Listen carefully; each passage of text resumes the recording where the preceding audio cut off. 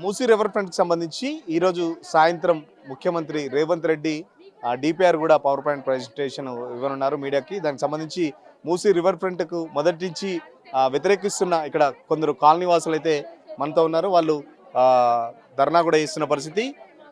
ప్లకార్డ్స్తో పాటు వాళ్ళ నోర్లు మూయించారు, మమ్మల్ని మా గొంతులు మూసారని చెప్పేసి కూడా పెద్ద ఎత్తున ఇక్కడ కాలనీ వాసులు ఆందోళన ఇస్తున్నారు. ఎట్టి పరిస్థితుల్లో మూసీ అభివృద్ధికి మేము వ్యతిరేకం కాదు, కానీ మా ఇల్లులు కూల్చకుండా మూసీ అభివృద్ధి చేయాలని చెప్పేసి వాళ్ళు ప్లకార్డ్స్తో పాటు వాళ్ళ నోళ్లకు మాస్కులు కట్టుకొని, బ్లాక్ మాస్కులు కట్టుకొని వాళ్ళ నిరసన తెలుపుతున్నారు. మాట్లాడించే ప్రయత్నం చేద్దాం. ఏంటి మాస్కులు కట్టుకొని ఏంటి మీకు నోర్లు మూసేశారన్నట్ట ఏం చెప్తున్నారు?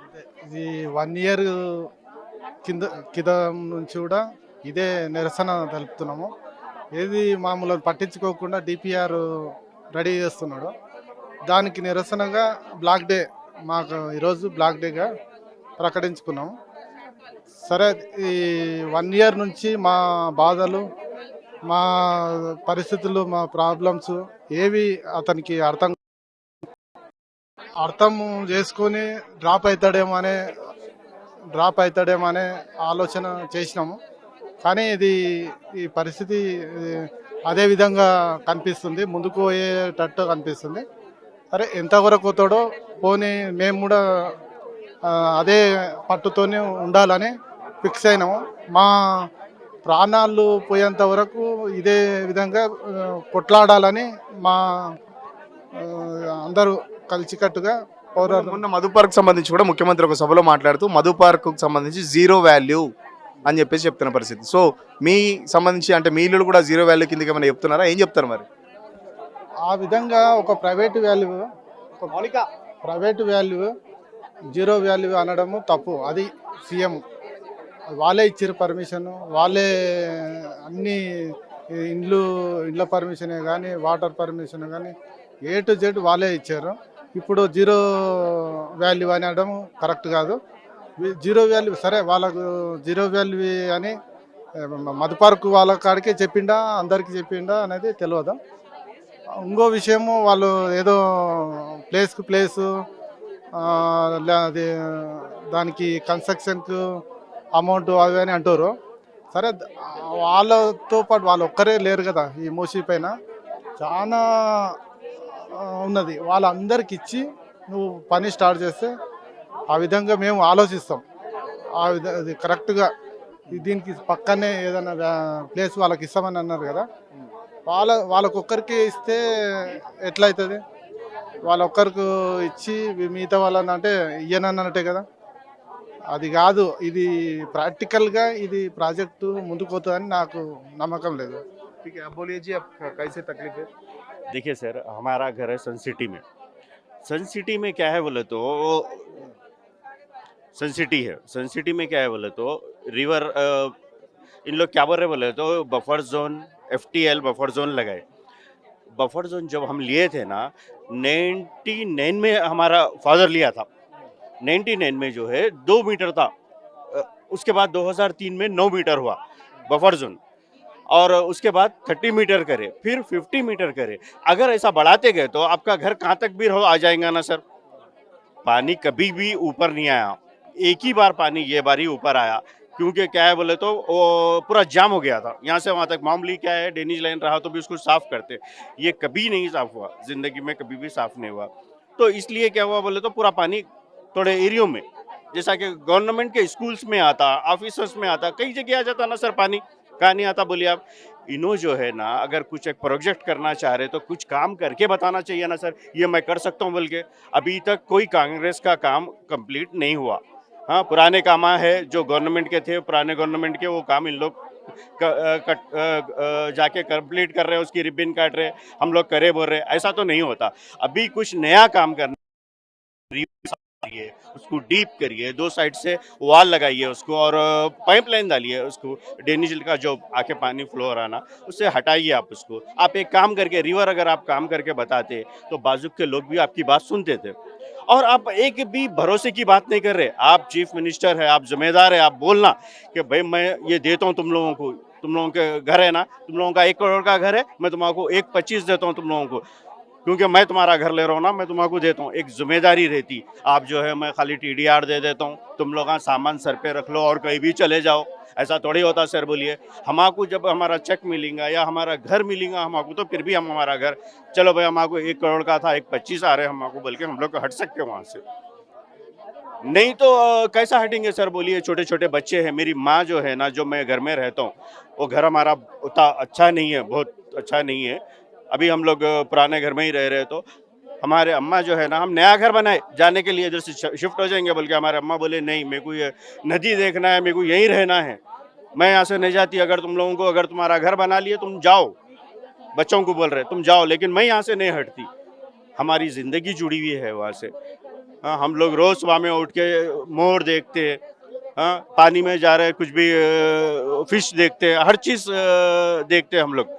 आप ऐसा मत करिए। आप अगर काम करना है तो आप नदी का काम करिए, और आप काम करके बताइए, नदी कंप्लीट करके बताइए। बताने के बाद बोलिए आप कि देखो मैं नदी को ऐसा कर दिया, आप लोगों को मैं आपके घर से ज़्यादा पैसे देता हूँ, आप लोग जब हटो बोलिए, आप बराबर हटेंगे हम लोग। మనతో పాటు ఇంకొంతమంది స్థానికులు ఉన్నారు. చెప్తుంది కదా గవర్నమెంట్ నష్టపరిహరిస్తా ఉంటుంది, ఇంట్లోకి ఇల్లు ఇస్తా ఉంటుంది, జాగాకు జాగా ఇస్తా ఉంటుంది. ఎందుకు కావాలండి? ఎందుకు కావాలి? మాకు మా అంటే మేము ఇల్లు తీసుకున్నాం, ఏదో ఫ్రీ ఫండ్గా తీసుకుంటున్నా. ఎవరి దగ్గర ఇల్లు లేదు వాళ్ళ దగ్గర నుంచి తీసుకోండి. మాకెందుకు అవసరం గవర్నమెంట్ ఇల్లు ఇస్తే మేము వెళ్ళిపోవడానికి? మేము మాకు కష్టపడి ఇల్లు కట్టినాం. ఒక డ్రీమ్ ఉంటుంది ఎవరికైనా. ఇప్పుడు నేను సీఎం అంటున్నా కదా నా డ్రీమ్ ప్రాజెక్ట్ అనేసి, మాది కూడా మా ఇల్లు డ్రీమ్ ప్రాజెక్టే ఉంది. మేము కట్టడానికి ఎంత సంఘర్ష పెట్టినామో అది మాకే తెలుసు. చెప్తుంది కదా సేమ్ వాల్యూ కట్టడానికి డబ్బులు. వాల్యూ దేని బట్టి ఉంటుంది, మనీ వాల్యూ కాదు మాకు అవసరం. మేము అక్కడ ఉన్న మా రిమెంబర్స్ ఉంటాయి, ఇమోషన్స్ మొత్తం అక్కడ నుంచే ఉంటాయి కదా. ఇప్పుడు 10 years లైఫ్ స్పాన్లో ఇప్పుడు నా పెళ్లి అన్నాడు, ఆ లైఫ్ స్పాన్ ఇస్తారా? ఇయ్యరు. ఒక సొంత ఇల్లు నుంచి మీకు కులగొట్టేసి ఓకే మీరు ఎక్కడైనా వెళ్ళిపోండి అంటే వెళ్ళిపోతారా? ఎవరు వెళ్ళారు. సీఎం వెళ్ళిపోమనండి, తన ఉండే ఇల్లు నుంచి, తన ఉండే ఊరు నుంచి ఎవరైనా వెళ్ళిపోమంటే వెళ్ళిపోతారా? మేము ఎక్కడైనా ఇప్పుడు ఇండియా పాకిస్తాన్ అయింది, ఎంతమంది వెళ్ళినారు, ఎంతమంది ఉన్నారు ఇక్కడ? ఎక్కడ ఉండేవాళ్ళు ఇక్కడే ఉన్నారు కదా. గాంధీజీనే చెప్పినారు కదా ఎవరికి ఇక్కడ నుంచి వెళ్ళకుండా. అప్పుడు పార్టీషన్ అయితే ఎవరు ఉండాల్సిన వెళ్ళిపోవచ్చు అని చెప్పినారు కదా. మళ్ళీ ఇప్పుడు ఎందుకు? గవర్నమెంట్ ఎక్కడ కూడా తగ్గేటట్లేదు, ఖచ్చితంగా ముందుకే పోతుంది. ఈరోజు సాయంత్రం DPR కూడా పవర్ పాయింట్ ప్రజెంటేషన్ ఇవ్వబోతున్నాడు సీఎం. మొన్నటిదాకా మీరేమో DPR లేదు, ఇష్టం వచ్చినట్టు చేస్తున్నాను అంటున్నారు. మరి ఇప్పుడు DPR తోని గవర్నమెంట్ ముందుకు వస్తుంది, ఏం చెప్తారు మరి? ఫస్ట్ DPR వచ్చేసి PPTలో ఎందుకు ఉంది? ప్రాపర్ లీగల్ డాక్యుమెంటైజేషన్గా అన్ని దగ్గర సోషల్ అసెస్మెంట్ అయిందా? సోషల్ అసెస్మెంట్ ఇంపాక్ట్ కాలేదు. ఎన్వైరన్మెంటల్ ఎకాలజికల్ స్టడీ అయిందా? అదేం జరగలేదు. మీరు ఎలా వెళ్తున్నారు? ఒక ప్రాజెక్ట్ ఇప్పుడు ఇక్కడ నుంచి మీకు నేషనల్ బర్డ్స్ పీకాక్స్ ఎన్ని కనిపిస్తాయి ఈవినింగ్ టైంలో? సమ్ 40 to 50 పీకాక్స్ ఉన్నాయి. సేమ్ హైదరాబాద్ సెంట్రల్ యూనివర్సిటీ లాగా బుల్డోజర్ తెచ్చి కట్టే ఇది చేసేస్తారా? ఎన్ని స్పీషీస్ బర్డ్స్, మైగ్రేటెడ్ బర్డ్స్ వెళ్తాయి పొద్దున ఈవినింగ్ మొత్తం ప్యారెట్స్ ఇవన్నీ కనిపిస్తాయి. మాకు అది ఎన్వైరన్మెంటల్ ఎకలాజికల్ మొత్తం కనిపిస్తుంది కదా. మీరు ఏం చేయడానికి బ్యూటిఫికేషన్ అనేది అది ఉంది కదా, ఆల్రెడీ నేచర్ బ్యూటిఫై చేసి ఉంది. మీరు దానికి క్లీన్ చేయడానికి మీకు అయితలేదు. మేము ఆర్టిఫిషియల్గా ఇది కడతామంటే ఇప్పుడు Hyderabad central university 400 acres line 100 acres 3 daysలో మీరు బుల్డోజర్ చేస్తున్నారు. అక్కడ ఉన్న స్పీషీస్ ఏమైనాయి? మీరు అది ఎవరు ఎన్వైరన్మెంటల్గా ఎకలాజికల్గా సర్వే చేసినారో అదేం చేయలేదు. ఫిజికల్ సర్వేనే కాలేదు. ఇది బఫర్ జోన్ ఎలా డిఫైన్ చేసినారో నాకు అదే అర్థమవుతలేదు. నేను ఒక ఇంజనీర్, నేను కూడా స్టడీ చేసినాను, కానీ ఎలా డిఫైన్ చేస్తున్నా? ఏదో నదికి బఫర్ జోన్ ఉందని మీరు నాకు చూపెట్టండి. గంగాకి బఫర్ జోనే లేదు. ఫ్లడ్ జోన్ లెవెల్ ఉంటాయి తప్ప బఫర్ జోన్ లెవెల్ ఎక్కడ ఉంటాయి? బఫర్ జోన్ చెరువుకి ఉంటుంది, లేక్స్కి ఉంటుంది, కుంటకి ఉంటుంది, పాండ్స్ చిన్న పాండ్స్ ఉంటాయి, లేక్స్ ఉంటాయి వాళ్ళకి ఉంటుంది. ఎందుకంటే స్టోరేజ్ కెపాసిటీ దాని ఉంటుంది. రివర్ ఫ్లోయింగ్ ఉంటుంది, రివర్ ఎప్పుడు ఆగదు కదా. రివర్ కంటిన్యూస్గా గ్రావిటీ తోటి ఫ్లో అవుతూనే ఉంటుంది. ఎక్కువ వర్షం వస్తే ఏమవుతుంది? కొంచెం హై రైజ్ అవుతుంది, కొంచెం లెవెల్ ఇంక్రీజ్ అవుతుంది, కొంచెం విడ్త్ ఇంక్రీజ్ అవుతుంది. ఇది 9 meters, ఇది బాగుంది క్యానల్. ఇది పెద్ద రివర్ ఉంది. ఇది ఆల్రెడీ గేట్ ఓపెన్ చేస్తే నీళ్ళు వస్తాయి, గేట్ ఓపెన్ చేయకపోతే నీళ్ళే రావు, డ్రైనేజ్ వెళ్తుంది మొత్తం. సో గవర్నమెంట్ అయితే ఇక్కడ తగ్గేటట్లేదు, మంచి మంచి బిల్డింగ్లు కడతా అంటున్నారు, పార్కులు కడతా అంటున్నారు. ఏంటి మరి మీరు వెళ్ళిపోవడానికి ఏమైనా సిద్ధంగా ఉన్నారా? ఏం చెప్తారు గవర్నమెంట్కి? వెళ్ళిపోవడానికి అయితే ప్రభుత్వాన్ని అస్సలు సిద్ధంగా లేమనే చెప్తున్నామండి. మేము వెళ్ళిపోవడానికి అసలే సిద్ధంగా లేమండి. ఎందుకు అని అంటే మేము గత సంవత్సరంన్నర రోజులుగా మా ఇల్లుల కోసం మేము ఫైట్ చేస్తున్నాము. ఇవన్నీ లీగల్గా ఉన్నప్పుడు మేము అసలు ఎందుకు వెళ్ళాలండి? ప్రీవియస్గా ఇది నాలా అని చెప్పేసి అన్ని లీగల్ వెరిఫై చేసినాము, మేము లోన్స్ వెళ్ళినాము, అన్ని కరెక్ట్గా ఉన్నప్పుడు ఇప్పుడు ఎందుకు అది బఫర్ జోన్గా మారింది? మేము రీసెంట్గా చూస్తే ఇప్పుడు వెరిఫై చేస్తే అండి, మేము చూపిస్తాను నీకు. ప్రీవియస్గా ఎంఆర్డీసీఎల్ యాప్లో రివలేట్ అని ఉండేది, ఇప్పుడు దాన్ని ట్రిబ్యూటరీగా మార్చారు. వాళ్ళు ఏం తప్పులు చేయకపోతే వాళ్ళ చేతిలో ఉందని ఏమైనా మార్చొచ్చా అండి? ఇది అన్యాయం కదా.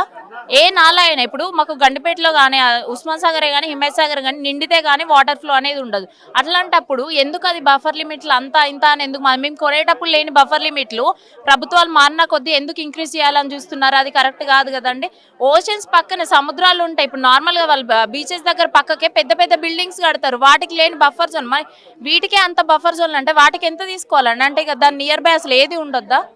అంతే కదండి. అంటే సామాన్యులకు ఒక రూల్, జీరో వాల్యూ, స్లమ్, వాళ్ళు మురికిలో ఉంటారు.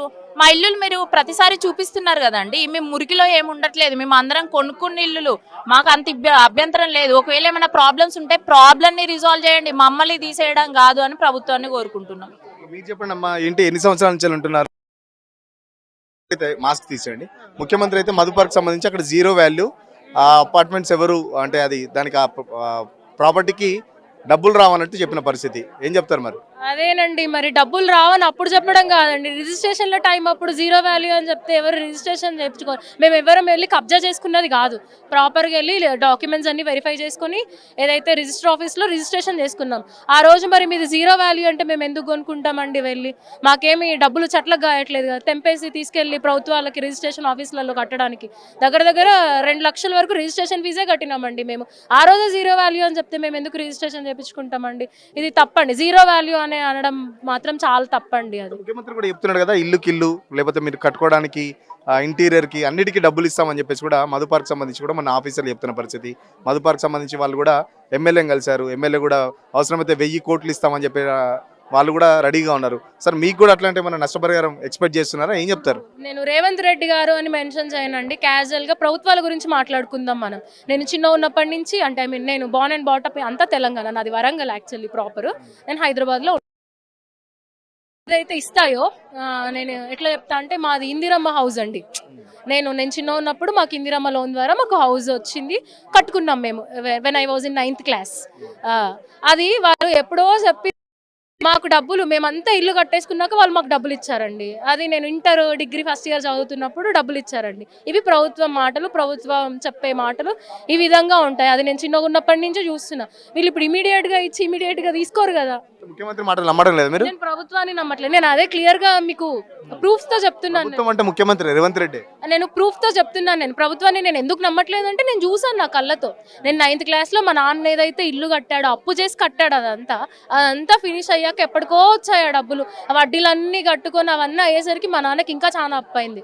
అది నేను చూసాను నా కళ్ళతో. ఇప్పుడు అదే ఇది నేను ఇచ్చేస్తే నేను వెళ్ళిపోలేను కదా, నాకు తెలుసు ఏం జరుగుతుంది. నేను ఇచ్చేసి వెళ్తా, ఆయన చెప్తాడు నాకు 10 కోట్లు చెప్తే 100 కోట్లు ఇస్తానంటాడు. నువ్వు తర్వాత నేను వెళ్ళిపోయాక నువ్వెవరు అంటారు, అప్పుడు నేను ఎక్కడికి వెళ్తానండి? నేను ఎక్కడికి వెళ్ళలేను. అందుకే ఇప్పుడు నా చేతుల్లో ప్రాబ్లం నా చేతుల్లో ఉంది కాబట్టి నేను ఈరోజు రోడ్డు మీదకి వచ్చి నిరసన తెలిపి మాట్లాడుతున్నాను. సో నేను ఇవ్వట్లేను, నేను రెడీగా లేను. నీ అభివృద్ధికి మేము అడ్డం కాదు. మూసి అభివృద్ధి ఆర్ మూసి క్లీనింగ్, రిజర్వేషన్, మీరు ఏవైతే రకరకాల పేర్లు చెప్తున్నారో వాటికి మేము విరుద్ధం కాదు, దానికి వ్యతిరేకులం కాదు. మేము ఏం చెప్తున్నామంటే మేము కూడా వస్తాం, డ్రైవ్ పెట్టుకుంటాం వీకెండ్స్లో, మేము వస్తాం, క్లీన్ చేస్తాం. కానీ మా అభివృద్ధిలో మీరే లేరు, ఆ ప్రజలే లేరంటే మాత్రం దానికి మేము వ్యతిరేకత చూపిస్తున్నాం. మంచి మంచి బిల్డింగ్లు కడతారట, పార్కులు కడతారట, మీరు ఫ్యామిలీతో పోయి అక్కడ కూర్చోవచ్చట, సాయంత్రం మంచిగా మంచి ఎన్విరాన్మెంట్ ఉంటుంది అని చెప్పేసి చెప్తున్నారు. ఇప్పుడు నా ఇల్లు ఉండకూడదు అంటున్నారు బఫర్ జోన్ లో, మరి ఆ రోజు ఆ బిల్డింగ్ ఎట్లా వస్తుంది? అది కాంక్రీట్ స్ట్రక్చర్ కాదా? దాన్ని దేంతో కడతారు? మరి అదేదో నాకు చెప్పండి. ఇప్పుడు నేను ఏదో లోన్ ఇంకేదో పెట్టి నేను అట్లనే కట్టుకుంటాను నా ఇల్లు తీసేయకండి. మీరు వచ్చి ఇప్పుడు ఏదైతే మీరు అవన్నీ కడతా అంటున్నారో, మీరు దాన్ని ఏ స్ట్రక్చర్తో ఏ మెటీరియల్తో అనుకుంటున్నారు చేయండి, నాకు వచ్చి నేను కట్టుకుంటా దాంతో. సో దట్ నా ఇల్లు నువ్వు తీసేయలేవు కదా. అప్పుడు నీకు వరదలకి నా ఇల్లు కొట్టుకొని పోతుంది. అదే కదా మీ మెయిన్ ఎజెండా ఏంది? వరదలు వస్తాయి, వాళ్ళు ఇల్లు కొట్టుకొని పోతుంది, వాళ్ళు నీళ్ళలో బ్రతుకుతారని నా ఇల్లు తీసేసుకుంటున్నావు. ఈ రోజు నువ్వు తీసేసుకొని నువ్వు మళ్ళీ అక్కడ బిల్డింగ్ కడతా అంటున్నావు. మరి నువ్వే మెటీరియల్తో కడతావు అంటే ఆ బిల్డింగ్ మునుగదా? ఈ బిల్డింగే మునుగుతుందా ఏంటి? ప్రజలకు అట్రాక్షన్ చేయడానికి నేను ఉంటున్న ఇల్లుని, నా కళని త్యాగం చేయమంటే మాత్రం నేను అయితే అసలు రెడీ కాదండి. So sorry, thank you. మనతో పాటు ఒక చిన్న బాబు కూడా పోస్ట్ కార్డ్స్ మీద రాస్తున్నాడు. ఎవరికి రాస్తున్నాడు అడుగుదాం. బాబు, ఏం చేస్తున్నావు? ఏంటి పోస్ట్ కార్డ్ ఎవరికి రాస్తున్నావు? రాహుల్ గాంధీకి అట, జన్పద్ టు రాహుల్ గాంధీ. ఎందుకు ఏం రాస్తున్నావు? లెటర్లో ఏం రాస్తున్నావు? అంటే జనాల కష్టాలు ఎట్లా కష్టంతో ఇల్లు కట్టుకున్నామో ఇల్లు కూడగొట్టుకుంటూ రాస్తున్నాం. పోద్దామని అంటే రాహుల్ గాంధీ చూస్తాడు అనుకుంటున్నావు ఇదంతా? కొన్నైనా చూస్తాడని ఆశతో రాస్తున్నాం. ముఖ్యమంత్రి ఎక్కడ తగ్గలేను. ఈసారి ఇవాళ సాయంత్రం డిపిఆర్ కూడా పెడతా అంటున్నాడు. 1,50,000 కోట్లతో మంచి మంచి పార్కులు నువ్వు సాయంత్రం వెళ్ళి అక్కడికి వెళ్ళి ఆడుకోవచ్చు అని కూడా చెప్తున్నారు. మంచిగా పిల్లలతోని పాటు ఫ్యామిలీతోని మీ మమ్మీ డాడీని తీసుకొని అక్కడ ఒక మంచి ఎన్విరాన్మెంట్ ఉంటుందని చెప్పేసి ముఖ్యమంత్రి చెప్తున్నాడు. ఏం చెప్తావు మరి? కష్టపడి ఇల్లు కట్టుకున్నాము, కట్టి మళ్ళీ ఇల్లులే కడతా అంటాడు. అదేనా న్యాయం? మంచిగా చదువుకునే ఇట్లాంటి కష్టాలు ఇప్పుడు. ఎన్ని ఇయర్స్ నుంచి ఉంటున్నావు అక్కడ నువ్వు? నేను 5-6 years నుంచి ఈడ ఉంటున్నాను. లోన్లు కట్టుకుంటా చాలా కష్టం అవుతుంది ఇప్పుడు దానివల్ల. ఎట్లా ఉంది ఇట్లా సిచ్యువేషన్? ఎట్లా ఉంది? పేరెంట్స్ ఎప్పుడు ఏం మాట్లాడుకుంటున్నారు? ఎట్లా ఉంది వాళ్ళ పరిస్థితి? ఎట్లా ఉంది? మొత్తం సాడ్మిడ్ అయిపోతా ఉంది. ఏం చేయాలని ఇది ఒక బాధ అయిపోతా ఉంది. ఎప్పుడు అందరూ సాడ్ ఫేసెస్ తోటి ఉన్నాము. మళ్ళీ పెద్ద మీటింగ్లు అట్లా ఇట్లా చాలా ఇంట్లో మొత్తం డిస్ట్రెస్ గా అయిపోతా ఉంది. మీ ఫ్రెండ్స్ దగ్గర ఎట్లాంటి డిస్కషన్స్ వస్తున్నాయి? మీరు కూడా మాట్లాడుకుంటా ఉంటారు కదా? మాట్లాడుకున్నాం, లైక్ తిట్టుకుంటా ఇట్లా చేస్తుడని. వాళ్ళు కూడా ఇల్లు అవన్నీ ఉన్నాయి. వాళ్ళ పేరెంట్స్ వస్తా ఇట్లాంటి లెటర్ వాళ్ళ చేత రాయిపిస్తా, వాళ్ళు కూడా సపోర్ట్ చేస్తా ఉన్నాము. ఏం చెప్తావు మరి రేవంత్ రెడ్డి అంకుల్కి? ఏం చెప్తావు మరి? మళ్ళీ కూల్చకుండా నదిని పర్వతంగా మంచి చూసుకునేటట్టు చేయండి. కూలగొట్టొద్దని చెప్పేసి చెప్తున్న పరిస్థితి. మనతో పాటు ఇంకొంతమంది కూడా మహిళలు ఉన్నారు, మాట్లాడించే ప్రయత్నం చేద్దాం. మొన్నటిదాకా డిపిఆర్ లేదు, ఎట్లా ప్రాజెక్ట్ స్టార్ట్ చేస్తారన్నారు. మరి ఈరోజు ముఖ్యమంత్రి డిపిఆర్ ఏమో బయట పెడుతున్న పరిస్థితి. మరి ఏం చెప్తారు? డిపిఆర్ బయట పెడుతున్నారు. కాకపోతే ఫస్ట్ ఇప్పటి వరకు అయితే 9 మీటర్లే కదండి ఉంది నది. ఈ నాలా ఉంది కదా, ఈ నాలా ఉన్న 9 మీటర్లే కదండి. ఆ 9 మీటర్ల వరకు ఆయన నదిని క్లీన్ చేయమని చెప్తున్నామండి మేము కూడా. కాకపోతే ఇప్పుడు మా ఇల్లులు కూలుస్తా అన్నారు కాబట్టి దానికి వ్యతిరేకంగా ఉన్నాం అన్నమాట. మా ఇల్లులు కూల్చొద్దు, ఉన్న నదిని మంచిగా క్లీన్ చేసి అందరికీ ఉపయోగపడేలా చేయమని కోరుకుంటున్నాం. ప్రభుత్వం అదే చెప్తుంది, నదిని క్లీన్ చేయాలన్నా అక్కడ ఏమైనా డెవలప్మెంట్ చేయాలన్నా మీ ఇల్లులన్నీ అడ్డం ఉన్నాయి, మీరు బఫర్ జోన్లో ఉన్నారు అని చెప్పేసి చెప్తున్నది ప్రభుత్వం. ఇల్లులు ఏ విధంగా అడ్డంగా ఉన్నాయండి? ఇప్పుడు నదిని క్లీన్ చేయడానికి ఇల్లులు ఎక్కడ అడ్డు వచ్చాయండి? 9 మీటర్లు అనేది ఫస్ట్ నుంచి నిర్ధారించినదే కదండి. బఫర్ జోన్ అయితే ఫస్ట్ నుంచి అయితే బఫర్ జోన్ ఇది, నదికి బఫర్ జోన్ అయితే ఉండదండి.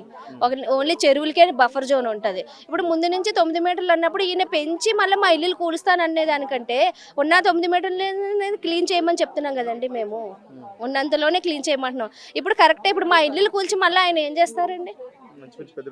పెద్ద బిల్డింగ్స్ కడతారంట, నైట్ క్లబ్స్ అంట, కూరగాయలు అమ్ముకునే షాప్స్ ఉంటాయట. సింగపూర్ షాపింగ్ చేసుకోవచ్చు, మీరు మార్నింగ్ షాపింగ్ చేసే వాళ్ళు మార్నింగ్ చేసుకోవచ్చు, నైట్ కూడా షాపింగ్ చేసుకోవచ్చు. మా ఇల్లులే లేకుండా మేమేలా షాపింగ్ చేసుకుంటామండి? ఇల్లులు తీసేసి షాపులు పెడితే ఇంకా మనుషులు ఎక్కడికి వెళ్ళిపోవాలండి? ఇది హైదరాబాద్ కదండి, ఇది ఇప్పుడు ఈ స్టేట్ తెలంగాణ, ఇది వచ్చేసి హైదరాబాద్ లో ఉంచమని చెప్పండి. ఎందుకు సింగపూర్ లండన్ చేయడం? హైదరాబాద్ ఒక ఐడెంటిటీ తీసుకురండి.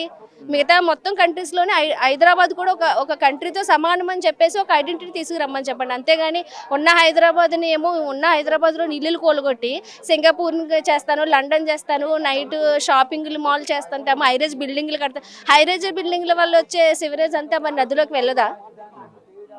వెళ్ళదా అండి? అప్పుడు మా ఇల్లుల వల్లే మూసి ఖరాబ్ అవుతుందా? చేస్తుంటారు, దాన్ని కూడా సపరేట్ పైప్ లైన్స్ పెడతారట. మూసీ నదిలో ఇప్పుడు కాళేశ్వరం నుంచి మంచినీళ్ళు ప్రవహించేటట్టు చేస్తారట. అంటే మా ఇల్లులు కూల్చేందుకండి? మా ఇల్లులు కూల్చకుండా ఆయన ఇప్పుడు అవదండి. ఇప్పుడు కాళేశ్వరం నుంచి నీళ్ళు వచ్చి పారించడానికి, తర్వాత వచ్చేసి ఆ సైడ్ డ్రైనేజీలు, అండర్ గ్రౌండ్ డ్రైనేజీలు చేయడానికి ఇప్పుడు మా ఇల్లులు కూల్చాల్సిన అవసరం ఏముందండి? మా ఇల్లులకు మాకు ఉంచమని చెప్పండి, మా ఇల్లులు మాకు కావాలి. ఆయన ఏదైనా చేసుకున్నా నదిని ఎంతైనా క్లీన్ చేసుకోమని చెప్పండి. దానివల్ల అందరూ కూడా ప్రశాంతంగా ఉంటాం. 2 సంవత్సరాల నుంచి మాకు నిద్ర లేదండి, టెన్షన్లు వస్తున్నాయి, ఆరోగ్యాలు పాడవుతున్నాయి. మా ఆయన ఆర్మీలోని జాబు, మా ఆయన ఆర్మీ నుంచి రిటైర్డ్ అయ్యి ఈ రోజు SBIలో లోన్ పెట్టి మేము ఇల్లు తీసుకున్నాం ఇక్కడ. అలాంటిది తీసుకున్న తర్వాత తీసుకున్నారు మీరు లోను? మేము లోన్ 30 లక్షలు పెట్టామండి. ఎంత మీ ప్రాపర్టీ వాల్యూ? ఎందుకంటే మొన్న ముఖ్యమంత్రి మాట్లాడి మధుపాటికి సంబంధించి గుర్తుందా మీకు? 0 వాల్యూ అని చెప్పినారు. ఆయన చెప్తున్నాడండి. మేము కొండం అయితే 0 వాల్యూ ఉండదు, ఆయనకి కావాలి కాబట్టి 0 వాల్యూ. మా ఇల్లు ప్లేస్ ఆయనకి కావాలి కాబట్టి, మా ఇల్లులు కాబట్టి ఆయనకి 0 వాల్యూ. అదే మేము కొనుక్కోవాలంటే 0 వాల్యూ కాదు కదండి. ఇప్పుడు రిజిస్ట్రేషన్ లేవు, కానీ మొన్నటిదాకా ఉన్నాయి కదా, ఆయన తెలీదా? ఈ ఏరియాలోని మొత్తం రిజిస్ట్రేషన్ వాల్యూ ఆయనకు తెలీదా అండి? తెలుసు కదా. ఇప్పుడు ఆయన చెప్తున్నాడు జీరో వాల్యూ అని మాకు బెదిరిస్తున్నాడు. మీరు ఇప్పుడు మాకు కానీ మీ ఇల్లులు కానీ ఇవ్వకపోతే మీ ఇల్లు సున్నాతో సమానం అన్న. సున్నాతో సమానమైనా పర్వాలేదండి, మా ఇంట్లో మేము ప్రశాంతంగా ఉంటాము, మా ఇంట్లో మా పిల్లలతో మా అత్తమామలతో మేము ప్రశాంతంగా ఉండాలనుకుంటున్నాము. మాకు ఆయన ఏమి ఎక్కువ వాల్యూ చేసి కోట్ల వాల్యూ చేసి మాకు అవసరం లేదండి, మా ఇల్లుని మాకు కొంచెం అని చెప్పండి. మా ఇల్లు మీరు మాకు చెప్పండి అమ్మా, ఎట్లా ఉంది పరిస్థితి? ఒకసారి ఇట్రండి, కొంచెం ఇట్రండి. చెప్పి మాకు ఇదైపోతుంది. నేల నుంచి చెప్పుడే సరిపోతుంది నాకు. ఏం చెప్పాలి మా బాధ? ఇన్ని విధాలుగా చెప్తున్నాము, ఇంకొంచెం కూడా అర్థం చేసుకోకపోతే మా బతుకులు మొత్తం రోడ్ల మీద చేస్తా అంటే మేమేం చేద్దాము ఇప్పుడు? తిండి లేదు, నిద్ర లేదు, తెల్లాలు టెన్షన్తో నిద్ర పడుతుంది. ఆ టెన్షన్లో మేము తెల్లారేటాలకు బతుకుతామో సస్తామో అన్న ఆలోచనతో మేము చచ్చిపోతే మా పిల్లలు ఏం ఆగమవుతారు అన్న ఆలోచన ఒకటి. ఇన్ని ఆలోచనలతోనే మేము ఎట్లా బతకాలి చెప్పు? ఇల్లు ఇస్తా అంటారు కదా, ప్రభుత్వం చెప్తుంది కదా. మాకు అవసరం లేదు, మేము కష్టపడి కట్టుకున్న ఇల్లే మాకు కావాలి. ఆయన సొంత ఇల్లు ఇచ్చినా అవసరం లేదు, డబ్బులు ఇచ్చినా అవసరం లేదు. ఆయన గవర్నమెంట్ ల్యాండ్ 7 వరకు ఉందో అది చేసుకోమను, వద్దనము. సుందరీకరణ అంటే ఆ సుందరీకరణ అవుతుంది చేసుకుంటే. ఎన్నో ప్లాన్లు ఉన్నాయి, ఆ ప్లాన్ల ప్రకారం చేసుకుంటే అయిపోతుంది కదా. పబ్లిక్ ఇండ్లు కూర్చోబెట్టి రోడ్ల మీద వేసేంత అవసరం ఏముంది నీకు? ఇన్ని వేల ఇండ్లు తీసేస్తే ఇన్ని వేల ఇండ్ల జనాలు ఎక్కడ పోయి బతుకుతారు? వాళ్ళ కొన్నేళ్ల నుంచి ఈడ మొత్తం వాళ్ళకు ఉండిపోయిన వాళ్ళు ఎటు పోవాలి? వాళ్ళు ఎట్లా అంటారు? ఊర్లో ఏమంటారు? మీ ఇల్లు గురించి ఏమైనా మాట్లాడుకుంటారా? చుట్టాలు ఏమంటారు? ఫోన్ చేస్తారా? ఏం మాట్లాడతారు? చుట్టాలతో చెప్పుకోవాలంటే తల కొట్టేసినట్టు అవుతుంది. చుట్టాలతో తల కొట్టేసినట్టు అవుతుంది. ఓ వీళ్ళు ఇల్లు కట్టుకున్నారు, వాళ్ళ ఇల్లు చుట్టాలకు ఏముంటది, పోతే మంచిది అని అనుకుంటారు ఏమో. అనుకుంటారు, మంచిగా బతకొద్దు కదా. ఇప్పుడు చుట్టాలేంది రేవంత్ సారే ఇట్లా చేస్తున్నాడు. ఆయన్నే అర్థం చేసుకోలేకపోతే ఇంకా చుట్టాలేమో అర్థం చేసుకుంటారు. మంచి పెద్ద గాంధీ విగ్రహం కడతారట, 100 మీటర్లు పెద్ద ఎత్తున. గాంధీ విగ్రహం ఏం చేసుకోవాలి? గాంధీ విగ్రహం ఏం చేసుకొని ఆడ కూర్చొని కడుపు నింపుకుంటామా మేము? ఆ విగ్రహం చూసుకుంటా కడుపు నింపుకుంటామా? నింపుకోలేం కదా. మా పిల్లలను చదివించుకుంటామా? చదివించుకోలేం కదా. వాళ్ళ బతుకులు ఎక్కడ పోవాలి? ఇప్పుడు లోన్ కట్టుకున్నాము, లోన్ తీసుకొని ఇల్లు కట్టుకున్నాము. ఆ లోన్ ఇప్పుడు ఇల్లు తీసేస్తే లోన్ అడుగుకుంటాడా? బ్యాంక్ అడుగుకుంటారా? లోన్ మస్తు తీసుకున్నాం సార్ మేము కూడా. ఎంత కడతారు? ఈఎంఐ మస్తు కడుతున్నాడు, మా సారే కడుతున్నాడు. ఎంత కడుతున్నాడు తెలియదు కానీ ఎంత అంటే ఎంత చెప్తామండి. మాకు తిండికి పోని మిగిలింది కడతాం, అన్ని వాళ్ళకి కడితే మేమేం తింటాం? కూలికి పోయేటోళ్ళం. అలా చేసేదా బాగుంటుందా రేవంత్ రెడ్డి సార్? అన్ని ఓటేయమంటే ఓటేసి గెలిపించినాం కదా. కాంగ్రెస్ అంటే ఈసారి కాంగ్రెస్ చూద్దామని గెలిపించినాం. మార్పు అన్నారు కదా, మార్పు బాగుందా మరి మీకు? మార్పు బాగలేదు, ఏడ బాగుంది? ఇంకోసారి వస్తాడా రేవంత్ రెడ్డి గారు సార్? ఇంకోసారి వేస్తారా ఓట్లు? ఏరు. మళ్ళీ వచ్చే 5 ఏళ్ళు కూడా ఆయనే ఉంటా అంటాడు ముఖ్యమంత్రి. వచ్చే 5 ఏళ్ళు కూడా ఓట్లేము అసలేము. మేము మా ఇల్లులే పళ్ళ కొడుతుండు. ముఖ్యమంత్రి కూడా 5 ఏళ్ళు కూడా ఆయనే ఉంటాడు. ఆయన 5 సంవత్సరాలు ఉంటాడు, ఇంకా 2 సంవత్సరాలు ఉంటాడు. 3 సంవత్సరాలు అయిపోయింది కదా. 3 సంవత్సరాల నుంచి ఇదే ఏడుపు మాకు. తిండి లేదు, నిద్ర లేదు. బయటికి పోవాలన్నా ఇంట్లో ఏమైతుందో, ఇల్లు ఏమైతుందో అని. ఊళ్ళో కూడా పోతలేరు, ఊళ్ళో పోతే ఇల్లు ఎప్పుడు ఏం చేస్తారో అని భయంతోనే ఇంట్లోనే ఉంటున్నాం. ఏ ఫంక్షన్ అన్నా ఏ వాళ్ళు చనిపోయినా కూడా వెళ్ళట్లే మేము 3 సంవత్సరాల నుంచి. ఇదే బాధ మాకు. అంతే సార్. ఇంకా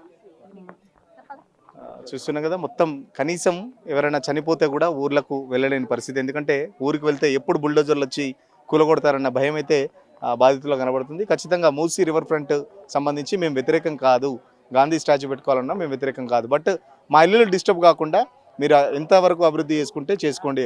ఏదైతే 9 మీటర్స్ బఫర్ జోన్ అని చెప్తున్నారో, ఇప్పుడు ఆ 9 మీటర్స్ వరకు గవర్నమెంట్ స్థలం ఎక్కడ వరకు ఉందో అక్కడ మీరు నదిని శుభ్రం చేసుకొని ఆ మూసిని శుభ్రం చేసుకుంటే మాకు ఎలాంటి అభివృద్ధి లేదు. అవసరమైతే శుభ్రం చేయడానికి మేము కూడా వస్తామని చెప్పేసి తలా చెయ్యి వేసి మేము కూడా ఆ మూసిని శుభ్రం చేస్తామని చెప్పేసి చెప్తున్న పరిస్థితి. సో రేవంత్ రెడ్డికి దండం పెట్టి చెప్తున్నాం, ఎట్టి పరిస్థితుల్లో మా ఇల్లులు కూల్చొద్దు. చాలా ఏళ్ళ నుంచి ఇక్కడ ఉన్నాం, ఈఎంఐలు ఉన్నాయి, అప్పులు ఉన్నాయి, బంగారం కుదోబెట్టుకొని కూడా ఇల్లు కట్టుకున్నామని చెప్పేసి చెప్తున్న పరిస్థితి. సో ఎట్టి పరిస్థితుల్లో మా ఇళ్ళ జోలికి రావద్దు, వస్తే మా తడక ఏంటో చూపెడతామని చెప్పేసి మూసి బాధితులు అయితే చెప్తున్న పరిస్థితి. వీడియో జర్నలిస్ట్ సతీష్తో సురేష్, తెలుగు వెలుగు కోసం, హైదరాబాద్. అసలైన తొలి వెలుగు. ఫాలో వాట్సాప్ @తొలి వెలుగు official.